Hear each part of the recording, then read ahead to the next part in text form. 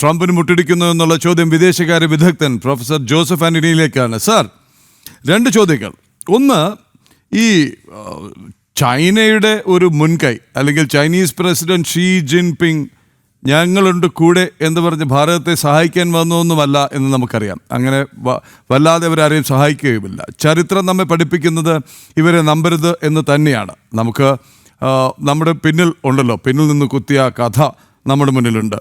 രണ്ട്, ഈ China centric ആവണമോ?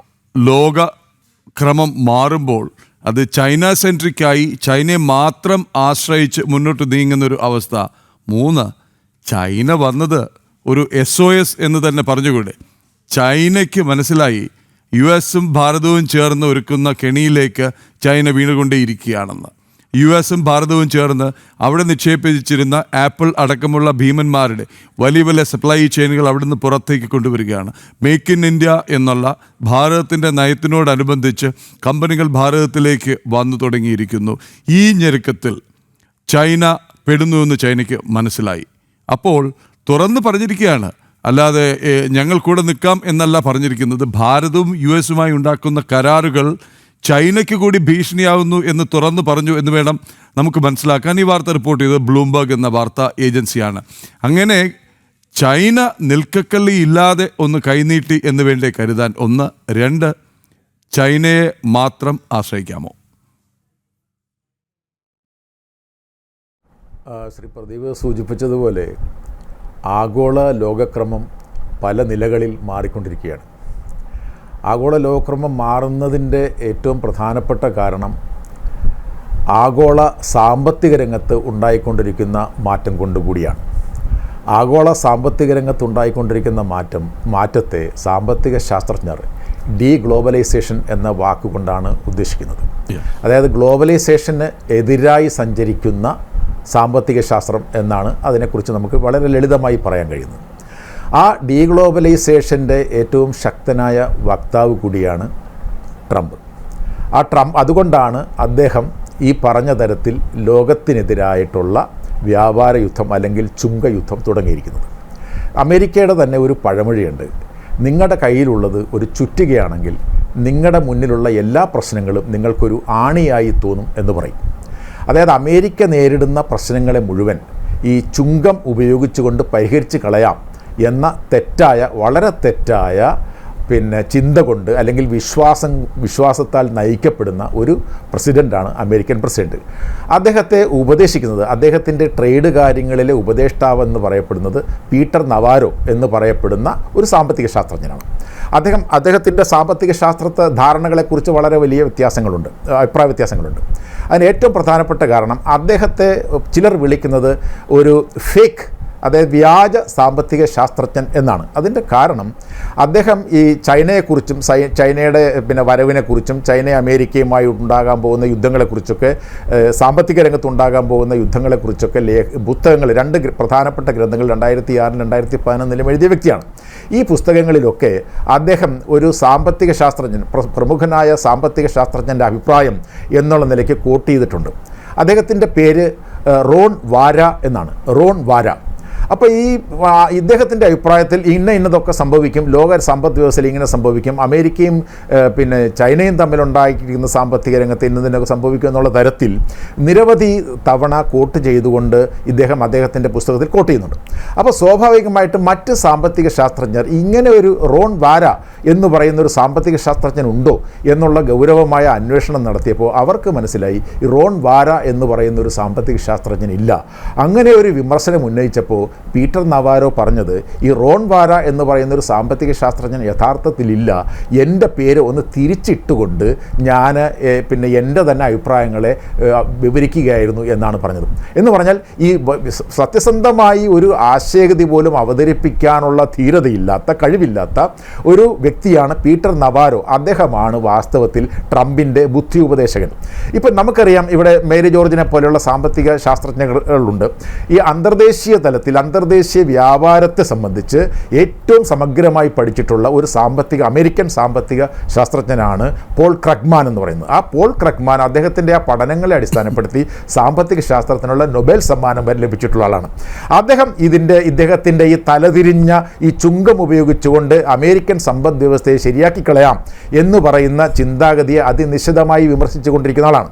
സാമ്പത്തിക ശാസ്ത്രത്തിന് തന്നെ നൊബേൽ സമ്മാനം ലഭിച്ചിട്ടുള്ള ജോസഫ് സ്റ്റീഗ്ലിറ്റ്സ് എന്ന് പറയുന്ന സാമ്പത്തിക ശാസ്ത്രജ്ഞനും ഇദ്ദേഹത്തിൻ്റെ തലതിരിഞ്ഞ സാമ്പത്തിക ശാസ്ത്രത്തെ വിമർശിക്കുന്നവരാണ്. ജിം ഒനീൽ എന്ന് പറയുന്ന സാമ്പത്തിക ശാസ്ത്രജ്ഞൻ ഇദ്ദേഹത്തിൻ്റെ സാമ്പത്തിക നയത്തെ വിമർശിക്കുന്നുണ്ട്. ജെഫ്രി സാക്സ് എന്ന് പറയുന്ന ആൾ വിമർശിക്കുന്നുണ്ട്. എന്ന് പറഞ്ഞാൽ ഈ സാമ്പത്തിക ശാസ്ത്രത്തിൻ്റെ അടിസ്ഥാന തത്വങ്ങൾ അറിയുന്നവരാരും തന്നെ ഈ ചുങ്കം ഉപയോഗിച്ചുകൊണ്ട് ഒരു രാജ്യത്തിൻ്റെ സമ്പദ് വ്യവസ്ഥയെ ശരിയാക്കാം എന്ന് വിശ്വസിക്കുന്നില്ല. അതിൻ്റെ മറ്റൊരു ഈ സാമ്പത്തിക നയത്തിൽ അല്ലെങ്കിൽ ഈ വ്യാപാര ചുങ്കത്തിൽ മറ്റൊരു രാഷ്ട്രീയം ഉള്ളടങ്ങിയിട്ടുണ്ട് എന്നുകൂടി നാം മനസ്സിലാക്കണം. ആ രാഷ്ട്രീയം എന്ന് പറയുന്നത് ഈ ഡീഗ്ലോബലൈസേഷൻ്റെ ഫലമായിട്ട് ലോകത്തുണ്ടായിരിക്കുന്ന ഒരു രാഷ്ട്രീയ പ്രതിഭാസമാണ് ഈ സോവറിൻ നാഷണലിസം എന്ന് പറയുന്ന ആശയം. ആ സോവറിൻ നാഷണലിസത്തിൻ്റെ ഏറ്റവും പ്രധാനപ്പെട്ട ഒരു ആശയഗതിയാണ് പ്രൊട്ടക്ഷനിസം എന്ന് പറയുന്നത്. പ്രൊട്ടക്ഷനിസം ഒരാശയമാണ്.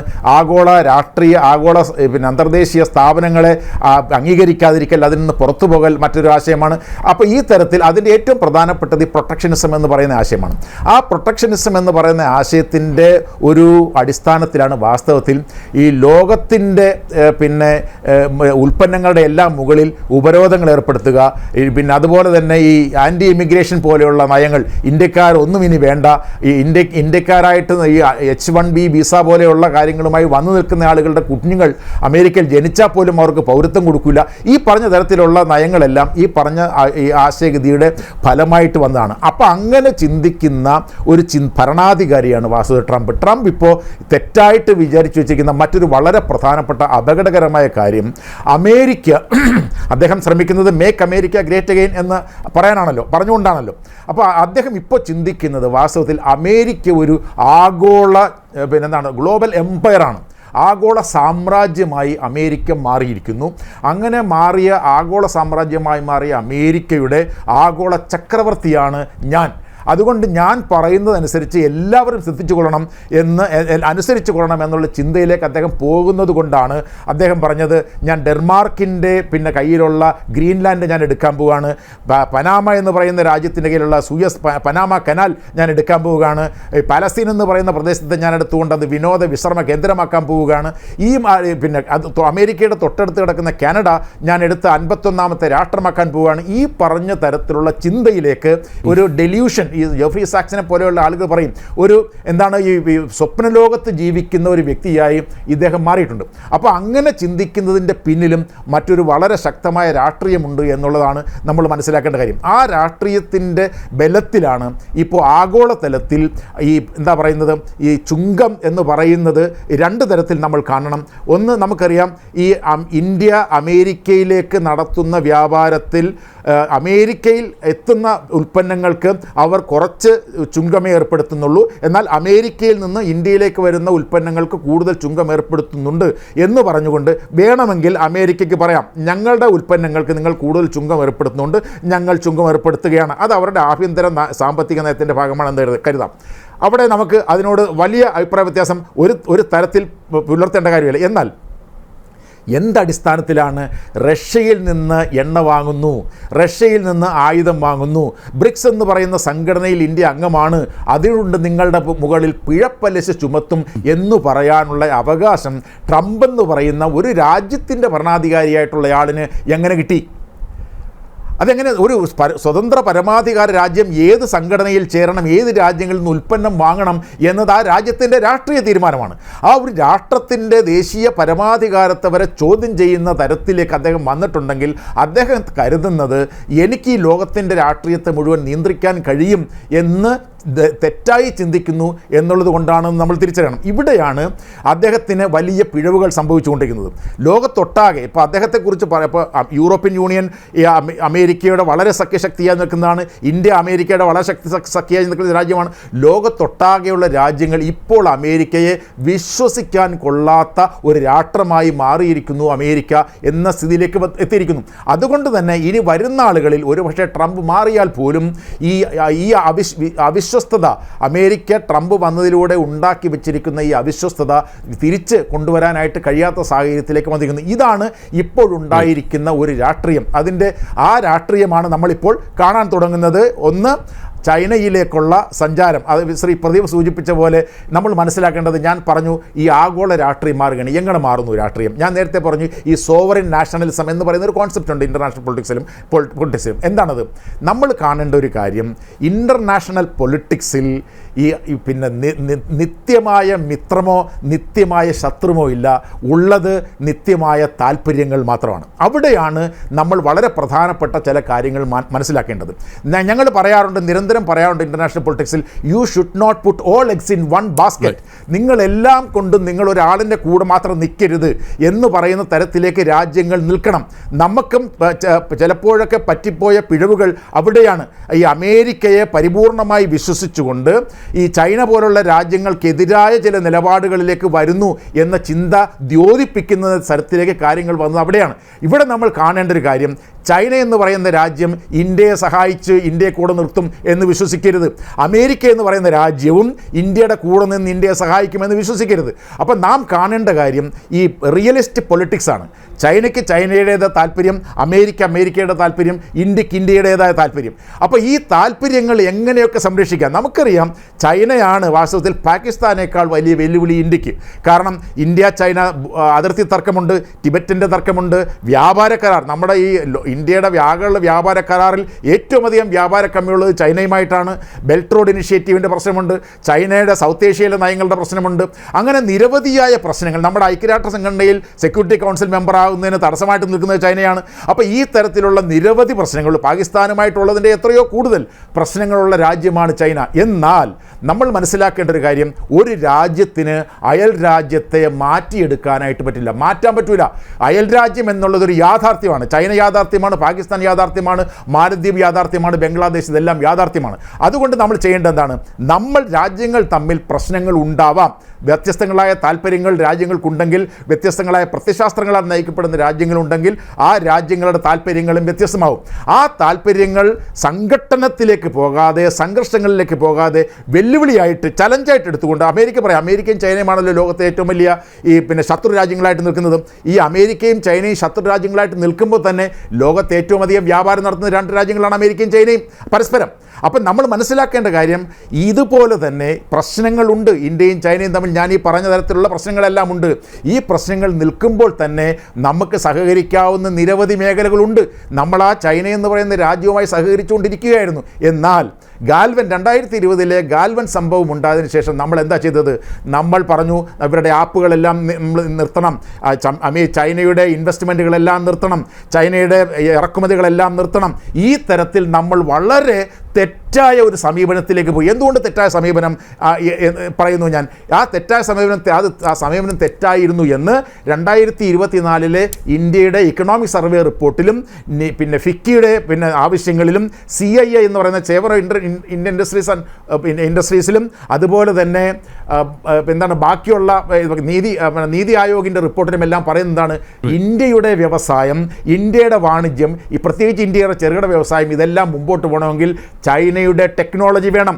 ആ ചൈനയുടെ ടെക്നോളജി AI ടെക്നോളജി ആവട്ടെ, 5G ടെക്നോളജി ആവട്ടെ, ഇലക്ട്രോണിക്സ് ആവട്ടെ, ഇലക്ട്രിക്കൽ ആവട്ടെ, ഫേർണിച്ചറുകളാവട്ടെ, ഈ പറഞ്ഞ പ്രശ്നങ്ങളെല്ലാം നമുക്ക് വേണമെങ്കിൽ ചൈനയുടെ ടെക്നോളജി കൊണ്ടാണ്. അതുകൊണ്ടാണ് നമ്മുടെ വ്യവസായികൾ പറഞ്ഞത് ഈ ചൈനയിൽ നിന്നുള്ള ഇൻവെസ്റ്റ്മെൻറ്റുകൾ. കാരണം ലോകത്ത് ഏറ്റവും അധികം വിദേശ നാണ്യ ശേഖരമുള്ള രാജ്യമാണ് ചൈന. അവർക്കാണത് ഇൻഫ്രാസ്ട്രക്ചർ രംഗത്ത് ഏറ്റവും വലിയ രാജ്യമാണ് ചൈന. അപ്പോൾ ഇവരുടെ, അതായത് നമ്മളുമായി ശത്രുത നിലനിൽക്കുമ്പോൾ തന്നെ ചൈനയുമായി സഹകരിക്കാവുന്ന മേഖലകളാണ് ഇവയെല്ലാം. അപ്പോൾ ആ മേഖലകൾ സഹകരിച്ചുകൊണ്ട് നമ്മൾ വളരെ പ്രധാനപ്പെട്ട ഒരു കാര്യം ഓർക്കേണ്ടത്, നമ്മൾ പറയാറുണ്ട് നമ്മൾ ലോകത്തെ ഏറ്റവും വലിയ ഗ്ലോബൽ ഫാർമസിയാണ്, ഈ ലോകത്തിന് മുഴുക്കം മരുന്ന് നൽകുന്ന ഫാർമസിയാണ് ഇന്ത്യ എന്ന് നമ്മൾ പറയാറുണ്ട്. എന്നാൽ നമുക്കിത് എങ്ങനെയാണ് നേടാൻ കഴിയുക? നമുക്കത് നേടാൻ കഴിയുന്നത് ആക്റ്റീവ് ആക്റ്റീവ് ഫാർമസ്യൂട്ടിക്കൽ ഇൻഗ്രീഡിയൻസ് എന്ന് പറയുന്ന ഈ അസംസ്കൃത വസ്തു ചൈനയിൽ നിന്ന് വരുന്നതുകൊണ്ടാണ്. ചൈനയിൽ നിന്ന് ഏതാണ്ട് 70% API എന്ന് പറയുന്ന ആക്റ്റീവ് ഫാർമസ്യൂട്ടിക്കൽ ഇൻഗ്രീഡിയൻസ് ഇന്ത്യയിൽ എത്തുന്നത് കൊണ്ടാണ് ഇന്ത്യ ലോകത്തിൻ്റെ ഫാർമസിയായി നിൽക്കാൻ കഴിയുന്നത്. ഞാൻ പറഞ്ഞു വരുന്നത് ഈ തരത്തിൽ നമ്മുടെ ഇലക്ട്രിക്കൽ മേഖല, ഇലക്ട്രോണിക്സ് മേഖല, ഈ മേഖലകളിൽ നമ്മുടെ ഇലക്ട്രിക്കൽ വെഹിക്കിൾസിൻ്റെ മേഖല, ഇവിടെയെല്ലാം കേരളത്തിൽ പോലും ഫർണിച്ചറുകൾ ഇങ്ങനെയൊക്കെയുള്ള പാവകൾ പോലും നമുക്കറിയാം ചൈനയിൽ നിന്ന് വരുന്നുണ്ട്. അപ്പോൾ നമ്മുടെ ഈ രാജ്യത്തിൻ്റെ വ്യവസായവും വാണിജ്യവും വളരാൻ അവരുടെ ഇൻവെസ്റ്റ്മെൻറ്റ് ഗുണകരമാണ് എങ്കിൽ അത് നമ്മൾ സ്വീകരിക്കാനായിട്ട് തയ്യാറാവണം. അപ്പോൾ പോലും നമ്മൾ കരുതേണ്ട കാര്യം നമ്മുടെ അതിർത്തി സംരക്ഷിക്കുന്നതിൽ നമ്മൾ ജാഗരൂകരായിരിക്കണം. അതുപോലെ തന്നെ ചൈനയെ മാത്രം ഞാൻ നേരത്തെ പറഞ്ഞ പോലെ അമേരിക്കയെ മാത്രം വിശ്വസിച്ചുകൊണ്ട് നിൽക്കരുത് എന്ന് പറയുന്ന പോലെ ചൈനയെ മാത്രം വിശ്വസിച്ചുകൊണ്ട് നിൽക്കാൻ പാടില്ല. അതോടൊപ്പം നമ്മൾ ചെയ്യേണ്ട കാര്യം, ഇപ്പോൾ നമുക്ക് ഈ പ്രതിസന്ധി വന്നു, എങ്ങനെ നമുക്ക് ഈ പ്രതിസന്ധിയെ പരിഹരിക്കാം? നമുക്കറിയാം ചൈനയിലേക്ക് നമ്മൾ വ്യാപാരം ഉണ്ടാവണം, യൂറോപ്പിലേക്ക് വ്യാപാരം ഉണ്ടാവണം, ആസിയാൻ കൺട്രികളിലേക്ക് വ്യാപാരം ഉണ്ടാവണം. അതുപോലെ നമ്മൾക്ക് വ്യാപാരം ഉണ്ടാക്കാവുന്ന ഒരു മേഖലയായിരുന്നു നമ്മുടെ ദക്ഷിണേഷ്യ. നമ്മുടെ ദക്ഷിണേഷ്യയിൽ 7 രാജ്യങ്ങളുണ്ട്. ഈ 7 രാജ്യങ്ങൾ സാർക്ക് എന്ന് പറയുന്ന സംഘടനയിൽ ഉണ്ടായിരുന്നു. ഈ സാർക്ക് എന്ന് പറയുന്ന സംഘടന ഇപ്പോൾ പ്രവർത്തിക്കുന്നില്ല, സ്തബ്ധമായി പോയി, ഏതാണ്ട് മരണാവസ്ഥയിലാണ്. ആ മരണാവസ്ഥയിൽ നിൽക്കുകയല്ല വേണ്ടത്. ഇന്ത്യയെ പോലുള്ള രാജ്യം ഇങ്ങനെയുള്ള വെല്ലുവിളികളെ മുൻകൂട്ടി കാണാൻ കഴിയണം. അങ്ങനെ മുൻകൂട്ടി കാണാൻ കഴിഞ്ഞാൽ ദക്ഷിണേഷ്യയിലെ ഒരു വലിയ രാജ്യമാണ്, സാമ്പത്തിക ശക്തിയെ വളർന്നു വരുന്ന രാജ്യമാണ് ബംഗ്ലാദേശ്, ശ്രീലങ്കയുണ്ട്, അല്ലെങ്കിൽ നേപ്പാളുണ്ട്, അഫ്ഗാനിസ്ഥാനുണ്ട്, പാകിസ്ഥാനുണ്ട്, മാലദ്വീപുണ്ട്. ഈ പറഞ്ഞ രാജ്യങ്ങളെയൊക്കെ ഒരുമിപ്പിക്കുന്ന ഭാവി മാർഗത്തിലേക്ക് ഞാൻ വരാം.